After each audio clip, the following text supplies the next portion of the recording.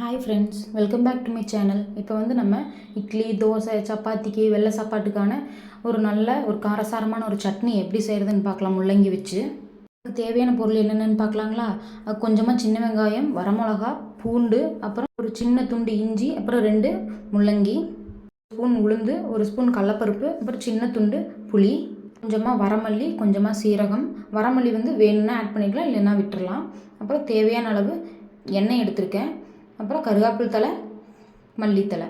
இப்போ வாங்க சட்னி எப்படி செய்யலான்னு பார்க்கலாம். இதுக்கு வந்து ஃபஸ்ட்டு அடுப்பில் ஒரு வடைச்சட்டி வச்சுட்டு அதில் கொஞ்சமாக எண்ணெய் ஊற்றிக்கலாம். எண்ணெய் சூடானதுக்கப்புறமா ஃபஸ்ட்டு முள்ளங்கி வந்து நல்லா ப்ரௌன் கலர் ஆக வரைக்கும், ஓரளவுக்கு வணங்க வரைக்கும் வணக்கி எடுத்துக்கலாம்.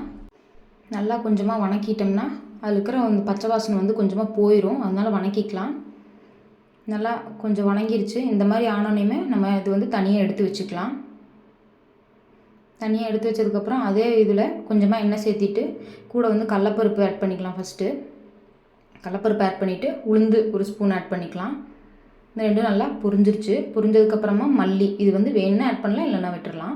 கொஞ்சமாக சீரகம், இது நல்லா பொரியட்டும். பொரிஞ்சதுக்கப்புறமா வரமிளகா ஆட் பண்ணலாம்.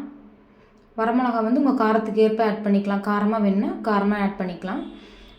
வரமிளகா போட்டு அதை வணக்கி விட்டுட்டு சின்ன வெங்காயம், பூண்டு, இஞ்சி இந்த 3ஐயும் நம்ம ஆட் பண்ணிக்கலாம். ஆட் பண்ணி நல்லா வணக்கிக்கலாம். நல்லா வணங்கட்டும். கூடவே வந்து கருவேப்பிலை தழையும் மல்லித்தழையும் நம்ம ஆட் பண்ணிக்கலாம். இதில் நல்லா ஆட் பண்ணிவிட்டு வணக்கிக்கலாம். இதையும் வணங்கட்டும். இப்போ புளி வந்து நம்ம ஆட் பண்ணிக்கலாம். புளியும் ஆட் பண்ணிவிட்டு வணக்கிடலாம்.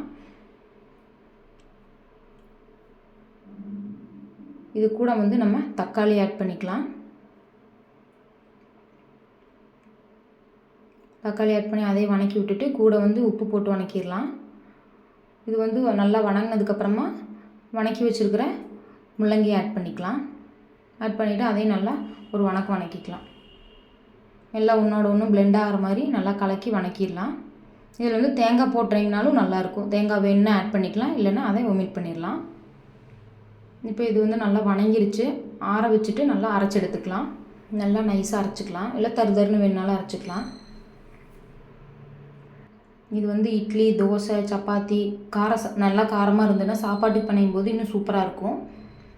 அவ்வளோதான். இது எப்படி இருக்குன்னு செஞ்சு பார்த்துட்டு கமெண்ட் பண்ணுங்கள், லைக் பண்ணி சப்ஸ்கிரைப் பண்ணுங்கள். தேங்க்யூ.